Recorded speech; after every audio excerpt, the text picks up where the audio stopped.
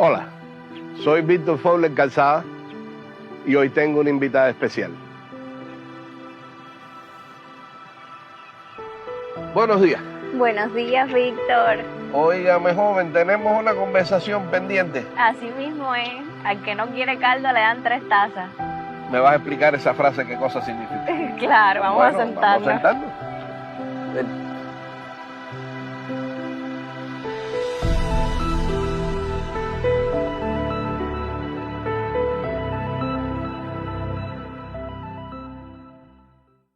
Tenemos la frase enigmática. ¿Cómo se explica? Bueno, yo creo que tenemos que comenzar por el principio. Y el principio, al menos para mí, de esa frase está, ¿no?, en el discurso del 22 de diciembre de 1961 de Fidel Castro en la Plaza de la Revolución. Y antes de eso, entonces, están también las historias de mis abuelos, que además se alfabetizaron y cogieron el 6º grado en la Facultad Obrero Campesina, precisamente gracias a esa campaña de alfabetización.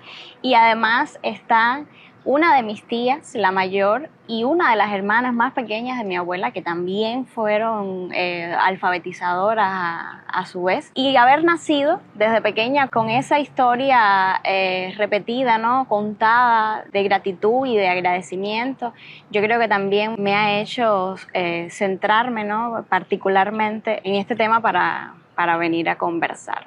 O sea, tú eres de una familia en la que están mezclados a la misma vez alfabetizadores y alfabetizados. Sí, así mismo es. Qué cosa más interesante. Sí. Es increíble cómo la campaña de alfabetización no solo fue el proceso del año en el que se logra eliminar de Cuba el analfabetismo, sino que además fue una continuidad, o sea, fue un proceso con muchísimas continuidades, además continuidades que beneficiaron muchísimo a quienes participaron alfabetizando de él y siendo alfabetizados. Yo creo que la campaña de alfabetización, sobre todo el carácter popular que tuvo la campaña de alfabetización, supuso, ¿no?, un antes y un después en la revolución naciente, en la manera de imbricar, ¿no?, al pueblo, en la manera de imbricar a las personas en un proceso tan emancipador, tan revolucionario y tan necesario como fue en ese momento la campaña de alfabetización, y además tan moralizante con respecto al resto del mundo, porque si tenemos que ver en contexto la situación, ¿no?, del analfabetismo en América Latina, sobre todo en los países que sufrían más que nunca el tema del coloniaje, de la colonización, y además que sufrían también el tema de esa tosudez enorme, egoísta y macabra del imperialismo, de estar en todo momento obstaculizando, ¿no?, cualquier iniciativa de liberación, de independencia, de emancipación real. Por cierto que estamos frente a la Plaza de la Revolución. Sí, sí. Además fue un día lindísimo, según uno puede encontrar en cualquier libro de historia al que vaya. Combinó, y el mismo Fidel lo mencionaba en su discurso, el júbilo con la alegría, entonces la felicidad con la indignación. O sea, eran momentos de celebrar, pero también de sentir rabia, porque la campaña de alfabetización fue una campaña que también tuvo muchos costos, y dentro de ellos fueron los mártires, ¿no? Fue una masa juvenil apoyando todo ese proceso, pero cuando se pensaba que no se podía cumplir en un año, los obreros entonces vinieron en la última estocada a apoyar. Y fue entonces cuando se pudo dar el golpe final y poder declarar a Cuba territorio libre de analfabetismo. Entender cómo eso fue una lucha de todo el pueblo, cómo el pueblo organizándose, además es un año complejísimo porque fue el mismo año de los sucesos de Girón, porque fue el mismo año en el que se recrudeció aún más el cerco económico, el bloqueo comercial, el tema de las hostilidades políticas alrededor de Cuba. Entonces, y que paralelamente a eso se haya podido desarrollar, además con la participación popular que tuvo, la participación juvenil, la participación obrera, la participación femenina que tuvo, que también, ¿no?, fue algo muy, muy, muy revolucionario, porque las mujeres Hoy menos, pero en ese contexto sobre todo se veía mucho, estaban recluidas a los espacios privados y cómo incluso esa barrera de género, la campaña de alfabetización de alguna manera flexibilizó y los padres dejaron ir a sus hijas adolescentes incluso a las montañas, a los llanos a alfabetizar. Yo creo que eso es muy, muy trascendente y entenderlo como una lucha de todo el pueblo es fundamental para captar, ¿no? lo que fue ese proceso. Estamos frente a la Plaza de la Revolución. Es un día de silencio, pero es de suponer que en ese momento de diciembre de 61, según vemos en las imágenes, esto era un hervidero.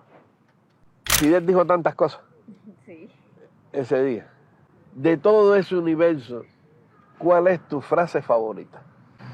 Hay varias, pero hubo una que me impactó mucho. Dice más o menos así: cuando los pueblos son capaces, ¿no?, de sobreponerse, o sea, de rebelarse contra todo ese vasallaje, contra todo ese colonialismo, contra toda esa dependencia, contra todo ese imperialismo, contra toda esa explotación, contra toda esa violencia que siempre se ha ejercido desde las metrópolis de poder, desde las élites de poder. Cuando un pueblo es capaz de liberarse de eso y de sobreponerse a eso, puede realizar las proezas más inconcebibles del mundo. Me gustó porque yo creo que la campaña de alfabetización fue eso. En solo un año, Cuba logró alfabetizar a toda su población en un contexto, ya hablábamos sobre eso, en el que los países que tenían, o sea, que peor tasa tenían, oscilaban alrededor de entre un 50 y un 80% de su población analfabeta. Lo que pasa con el analfabetismo es, porque hay muchas personas que no piensan en esto, no es solo el analfabetismo medible, concreto en un momento, sino que hay una segunda situación con el analfabetismo, que son aquellas personas que en determinado momento aprendieron, pero técnicamente 5 o 10 años después casi como si fueran analfabetos otra vez, ¿entiendes? Sí. Porque no tuvieron continuidad. Esto lo relaciono, lo conecto con lo que me dijiste, de que el proyecto de la campaña fue en realidad un proyecto que no era solo el acto de alfabetizar, sino toda la articulación de la continuidad. Con muchas continuidades. Esa frase de Fidel significa entonces que la campaña fue un acto de liberación en el sentido de pasar de esa población analfabeta a la posibilidad de entrar al mundo del conocimiento, pero significa también, te pregunto, que fue un acto de rebelión. Yo creo que sí. Incluso creo que Fidel lo dice en el mismo discurso, que el imperialismo no solo no perdona, ni ha perdonado todavía hoy la revolución, y que el imperialismo no perdona ni ha perdonado la fusta moral que significa Cuba, ¿no?, sobre la posibilidad de un proyecto social tan cerca, ¿no?, y además que se le va de sus manos. Y también en ese discurso él menciona que los imperialistas tampoco, ¿no?, iban a perdonar la campaña de alfabetización precisamente por eso, porque fue un acto también de rebeldía. Esa es una idea muy profunda, porque implica que el no perdón está en la articulación social de un acto colectivo de acceso al conocimiento. O sea, la verdadera liberación está en el acceso al conocimiento. De hecho, hoy en día muchos de los procesos que se gestan desde la educación popular son procesos colectivos de construcción del conocimiento, o sea, de organización y aprendizaje colectivo en determinados procesos educativos. Y yo creo que la campaña de alfabetización tiene mucho de eso, y a mí, sabiéndolo ahora, se me ilumina como un precedente importantísimo para eso. Debemos entender la campaña como un gran acto colectivo de rebelión, de liberación, en el sentido de acceso al conocimiento. Sí, pero en ese discurso Fidel también deja claro, además de una manera muy impactante, o sea, muy vibrante, porque es un discurso muy vibrante, el tema de que es un acto también de resistencia, pero no solo una resistencia al imperialismo, no solo una resistencia para sobreponerse al tema de la dependencia, sino también una resistencia cultural, ¿no? Y una resistencia desde el punto de vista del acceso, ¿no? a la cultura. Incluso específicamente en el discurso hay una frase de lo más motivadora, ¿no? Que dice que precisamente esa resistencia del pueblo de Cuba va a ser la sepultura del imperialismo. El Cuba va a ser no solo la primera revolución socialista de América Latina, sino además también en ese momento colocarse al frente del menor índice de analfabetismo en América Latina. En aquel momento le daba un derecho moral tremendo, ¿no? Para poder hablar de democracia, y además hoy en día todavía sigue siendo muy polémico, pero en aquel momento, incluso en ese discurso, es increíble cómo ese discurso es, además de profundamente antiimperialista, que eso es algo que atraviesa Fidel Castro, es también una lección de democracia, ¿no? Porque muchos de los países latinoamericanos en ese momento, aliados políticos de Estados Unidos para el tema Cuba, el discurso, ¿no? político hacia las afueras que se manejaba era que el socialismo era opresión, era explotación. Y entonces Fidel se preguntaba, ¿cómo puede ser el socialismo explotación? ¿Cómo puede ser el socialismo opresión? Si en un año logramos alfabetizarnos a un país completo. Y eso se resume además magistralmente en una provocación que hace lindísima, que dice, ¿no querían socialismo? Bueno, pues le vamos a dar 3 tazas de socialismo si siguen.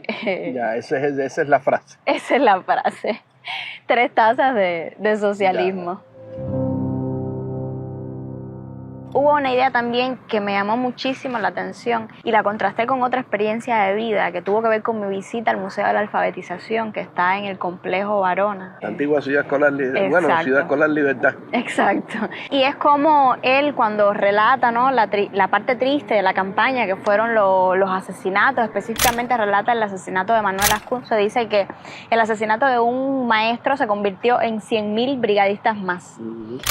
Esa frase yo la conecto muchísimo con una historia que cuentan en el museo, que fue como se muere una muchacha ahogada en una crecida de río, una brigadista, una alfabetizadora en las montañas. Y bajan a darle la noticia a sus padres. Y cuando se sientan a darle la noticia a sus padres en la casa, la primera respuesta de sus padres a esa noticia de que su hija había muerto fue si su otra hija más pequeña podía ocupar el lugar de su hija fallecida.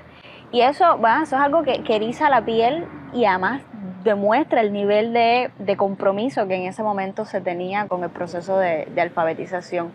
Y otra interesantísima es que el alfabetizador más joven tenía 7 añitos, que también es un ejemplo clarísimo de cómo estaba el país completo comprometido con el proceso.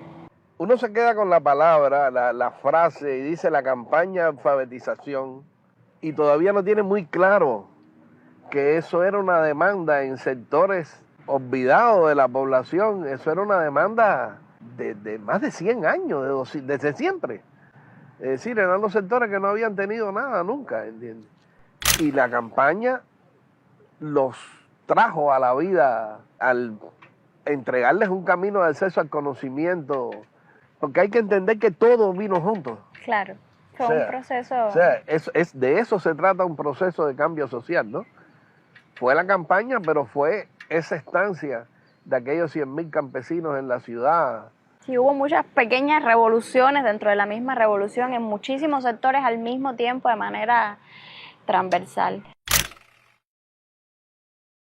Fidel Castro termina ese discurso preguntándole a los brigadistas, que además desde hacía meses, ¿no? En la medida que se iban declarando territorios, terminada, ¿no? La campaña de alfabetización, los mismos brigadistas, o sea, ese mismo ejército juvenil de la alfabetización le iba solicitando nuevas tareas. Entonces él en el discurso dice, pero ustedes no me están pidiendo nuevas tareas, y todo el mundo le responde, no, sí, le estamos pidiendo. Y dice, bueno, yo la tarea que tengo para ustedes es que sigan estudiando. Y en ese mismo discurso, él incluso aprovecha para anunciar las becas que se abrían para brigadistas y para muchachos no brigadistas, y además becas que también priorizaban a muchachos en zonas rurales que en sus lugares no habían institutos tecnológicos, que en sus lugares no habían secundarias, no habían preuniversitarios, y que beneficiaban a muchachos pobres y a muchachos que tuvieran muchos hermanos de familia que no tuvieran recursos también para seguirle costeando la continuidad de estudio.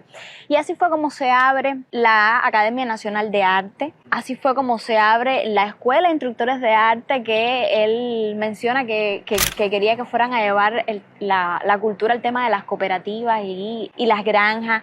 Así es como surgen también las escuelas de instrucción de maestros primarios. Surgieron varias en Tope de Collante, en Minas de Frío. Así es como surgen también los institutos tecnológicos y las escuelas tecnológicas, también las escuelas de idiomas. El país abre becas de escuelas de idiomas para estudiar. Pero hay una que también a mí me llamó mucho la atención y después me dediqué a leer un poquito más, que fue una escuela para brigadistas muchachas que estaba en la Héroes de Girón, que se llamaba Escuela Nocturna para Domésticas. Y es que esas muchachas que iban a estudiar, iban a terminar su secundaria, su preuniversitario, por la tarde estudiaban teoría y economía, o sea, teoría política y economía, que en el tema de la formación de la mujer eso es indispensable porque suponía, ¿no?, un paso, ¿no? La mujer siempre vista, ¿no?, para temas más estereotipados en el tema del acceso al conocimiento, o temas muy feminizados específicamente, pero ellas estudiaban teoría política y economía, y por las noches entonces le daban clases a domésticas, a amas de casa. Eso también me pareció muy, muy revolucionario, sobre todo para las cuestiones de género, un punto importante de inflexión. Entonces ese pensamiento hay que entenderlo como el despliegue universal, porque está en todos los campos, de una enorme ofensiva cultural que se extendió mucho más allá de la campaña. Hubo muchas becas aquí en la ciudad de La Habana para esas personas que tú estás señalando. Y yo recuerdo que yo tuve compañeros que habían estado becados en La Habana, de ese tipo de familia, desde preescolar, y salieron graduados universitarios. El despliegue del proyecto educativo fue asumir un compromiso con ellos que duró años.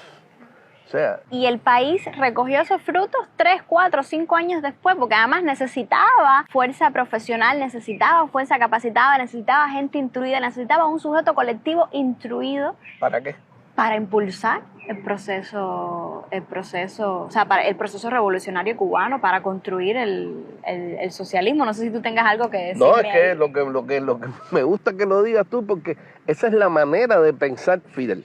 Desde muy inicio de la revolución, con aquella idea de convertir cuarteles en escuelas, siempre insistiendo en la función de la educación. Cuando llega el momento de la campaña, cuando llega todo este despliegue de todas las subramas que vienen después de la campaña para crear proyectos de educación continua. Pero cuando esto está sucediendo en paralelo a la articulación de un sistema de cultura en el país, porque las dos cosas van juntas, el sistema de educación y el sistema de cultura, hasta llegar a la década de los 80 con otra cosa que es también parte de los proyectos de pensamiento de Fidel, que es todo ese enorme despliegue de las escuelas en el campo.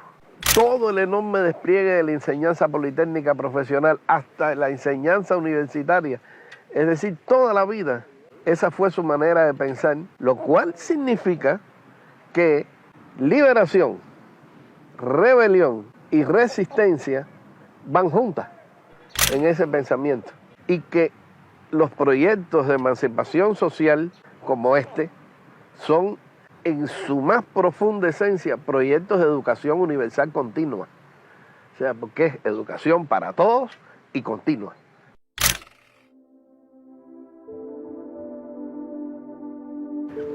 Aquí estamos en la zona donde tanta historia ha sucedido. Vamos para el lado.